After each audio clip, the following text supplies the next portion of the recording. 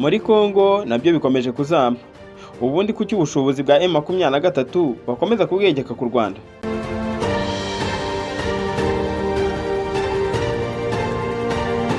Mu myaka ya vuba umutwe wa M23 wongeye kuvugwa cyane mu karere k'ibiyaga bigari, by'umwihariko muri Repubulika ya Demokarasi ya Kongo. Wongeye kwigaragaza nk'umutwe ufite ubushobozi buhambaye mu bya gisirikare no mu ikoranabuhanga, ibintu byateje impaka ndende mu karere ndetse no ku rwego mpuzamahanga. Bamwe mu bayobozi ba Kongo n'abandi bafatanyabikorwa babo mpuzamahanga bashinja u Rwanda gushyigikira umutwe wa M23, mu gihe u Rwanda rwo rukomeje guhakana ibyo birego rushimangira ko ntaho ruhuriye n'uyu mutwe wa M23 ndetse n'ibibazo bibera imbere muri Kongo. Ni kenshi byagiye bivugwa n'ubutegetsi bwa Repubulika ya Demokarasi ya Kongo n'abandi bari mu bihugu by'amahanga ndetse n'imwe mu miryango mpuzamahanga ko umutwe witwaje intwaro wa M23 ufashwa ukanashyigikirwa n'u Rwanda nubwo rwo rutahwemye kubihakana. Abavuga ibi babishingira ku mbaraga n'ubushobozi abarwanyi ba M23 bagiye bagaragaza, by'umwihariko ubwo bigaruraga ibice bitandukanye byo muri Kongo, ku buryo uyu munsi bagenzura hejuru ya 80% y'ibice bigize Kivu y'Amajyaruguru n'iy'Amajyepfo. Kwigarura ibyo bice byose ntabwo byapfuye kwizana, kuko byagezweho binyuze mu mirwano ihanganishije abarwanyi ba M23 n'ingabo za Kongo, FDLR, Wazalendo n'ingabo z'u Burundi, iza SADC zari ziturutse mu bihugu bya Afurika y'Epfo, Malawi, Tanzania, hamwe n'abacancuro bari biganjemo abo mu gihugu cya Romania. Bose bananiwe guhangana n'umutwe wa M23, abenshi muri bo bagata ibikoresho bakanamanika amaboko.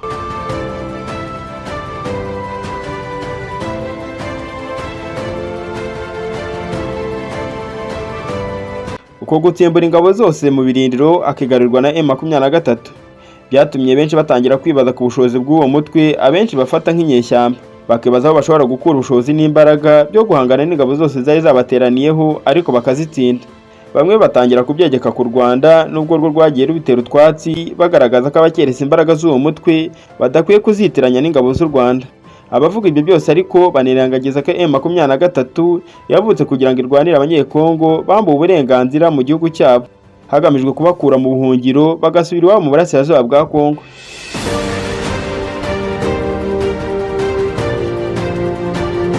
Asubiza abavuga ko nta mutwe witwaje intwaro wagira imbaraga nk'iza M23 cyangwa ibikoresho bihambaye nk'ibyo ifite mu gihe waba udashyigikiwe n'igihugu, bakabishingiraho bashinja ingabo z'u Rwanda gufasha M23. Mu kiganiro yagiranye n'umunyamakuru wa News TV, umuvugizi wa leta y'u Rwanda Yolande Makuru yavuze ko uyu mutwe ufite imyitwarire myiza kandi uhamye ku mpamvu yatumye utangiza urugamba. Yagize ati M23 ni umutwe uhamye, bamwe mu bayigize babaye mu ngabo za Kongo. Twumva ko ari umutwe ufite imyitwarire myiza, uhamye ku mpamvu zawo, kubera ko kuri bari impamvu yo gupfa no gukira, bari kurwanira kubaho. Iyo niyo ntwaro ya mbere.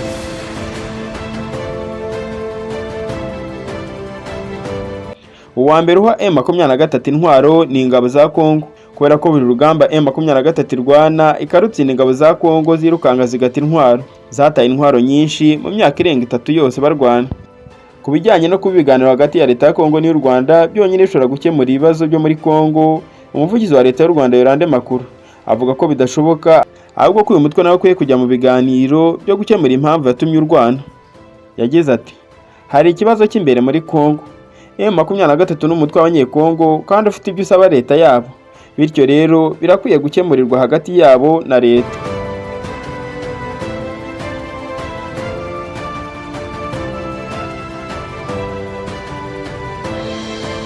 Nyuma y'aho ihuriro AFC M23 rishinja ingabo z'umuryango wa SADC ziri mu butumwa muri Kongo Sami DRC kugira uruhare mu gitero cyagabwe n'ingabo z'iki gihugu FDLR n'imitwe ya Wazalendo tariki ya 11 Mata 2025, hagamijwe kwisubiza umujyi wa Goma, zisabwa gutaha bwangu nta yandi mananiza, nubwo bitaremezwa neza aho zizanyura zitaha kuko ibibazo byagaragaye ko biri ku kibuga cy'indege cya Goma bitarakemuka.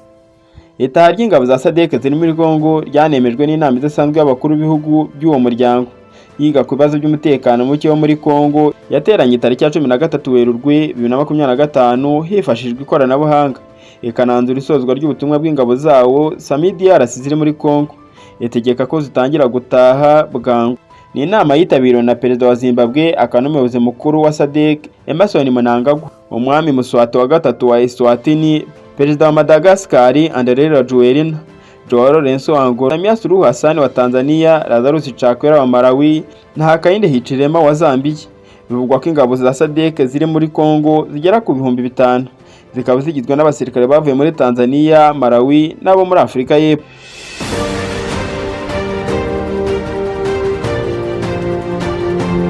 Mu nama zitandukanye zagiye ziga ku kibazo cy'umutekano muke mu burasirazuba bwa Kongo, ntabwo abakuru b'ibihugu bahwemye kugaragaza ko umuti w'iki kibazo ari ukugirana ibiganiro na M23 aho gushyira intambara imbere.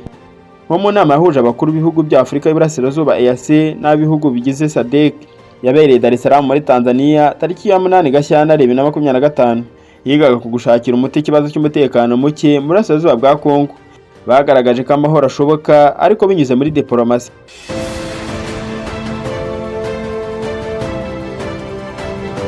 Perezida wa Kongo Felix Antoine Tshisekedi ntiyitabiriye iyo nama ya EAC na SADC yabereye Dar es Salaam, bigaragaza ubushake buke bwo gukemura ikibazo cy'umutekano muke mu burasirazuba bwa Kongo, ndetse nera kenshi yagiye avuga ko adashobora gushyikirana na M23. Ku ruhande rwa M23 bavuga ko igikenewe atari intambara, ahubwo ko baharanira uburenganzira bwabo nk'abene gihugu, kuko ubuyobozi bwa Kongo buhora bubajujubya aho bahohoterwa bakicwa, bityo batari gukomeza kurebera abantu bicwa, ariko ko biteguye kugirana ibiganiro na leta ya Kongo kugira ngo ikibazo cy'umutekano muke mu burasirazuba bwa Kongo kibonerwe umuti kandi urambye.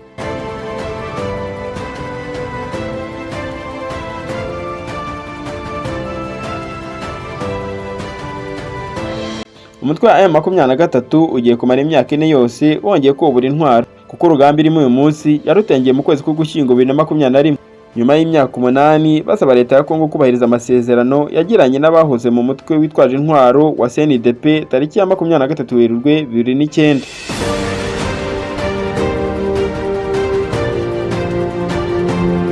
Ngibyo muri make ibyo muri Kongo n'ibyo bavuga ku bushobozi bwa M23, kuko bavuga ko yitwara ku rugamba nk'igisirikare gisanzwe. Bamwe bakavuga ko ari u Rwanda ngo rurwana muri Kongo, kuko nta mutwe w'inyeshyamba witwara kuriya ugira discipline nk'iya M23, ndetse ngo ikajya n'ibikoresho nk'ibya M23.